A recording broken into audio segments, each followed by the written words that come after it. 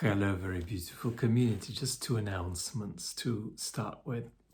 I was making a video about the most important topic that perhaps you'd like me to talk about right now for the main channel today, and that is how Ukraine's extraordinary and ever-expanding incursion into Russian territory impacts Putin's regime security. I think there's a lot of somewhat misguided conversation about this, and I wanted to share this with you today on the main channel. My health crashed, unfortunately, so that video is gonna be with you, tomorrow. Very beautiful community. Tomorrow evening, unless something just blows it, something else happens that blows it out of the water. The second announcement is that I am unusually on the road, in good part because I'm in Devon to see a woman called Sarah, whose daughter died from ME, myalgic encephalomyelitis, my condition. I'll share a little bit of content with you in and around that story that's anyway been in the news. But let's just sort of ground ourselves a little bit until tomorrow about Ukraine's incursion, leaving aside the regime security conversation. How vulnerable is Putin?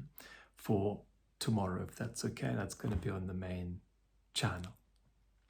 Sound's going to be slightly less good on that video because my main mic broke, but I hope to cover the sort of the broad picture that we need to be aware of when we think of what else needs to happen for things to get rocky for Putin. Now, somebody like Nietzsche would tell us, do not jump to the meaning of something until it has been going on long enough and has been sufficiently absorbed into political life.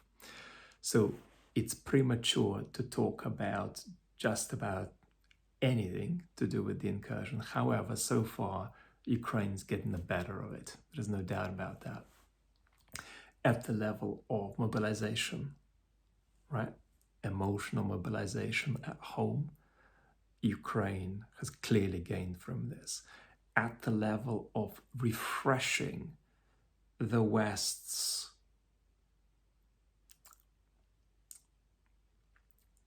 skepticism bordering on cynicism about the current situation in the war, refreshing that a little bit, that's happened. You might think, well, isn't it worse for Ukraine because war skeptics, support of Ukraine skeptics are going to say, well, I saw your case before, but now that both countries have invaded each other, isn't it 6 of one and half a dozen of the other? So my assessment is that it's not just that that's not a reasonable argument to share, it's that it's actually not that widely shared. I actually think still most people in the West understand that Ukraine isn't going to invade Russia, except as part of an enterprise of prosecuting a defensive war against a very aggressive invasion backed by genocidal rhetoric. So I think that's positive. And what else is positive is, I do think, a demonstration to the West about the pliancy of Russia's red lines, that the West has been shown that it can look again at certain of its current principles around rules of engagement and look around relaxing them further. There are certain things the West still doesn't want to do, but Ukraine's pushing, and I think this demonstration speaks compellingly enough to Western powers around the idea, well, maybe our rules of engagement can be relaxed a little bit further without that being an irresponsible decision at the level of minimizing escalation, and especially nuclear escalation. Beautiful community. Everything regime security wise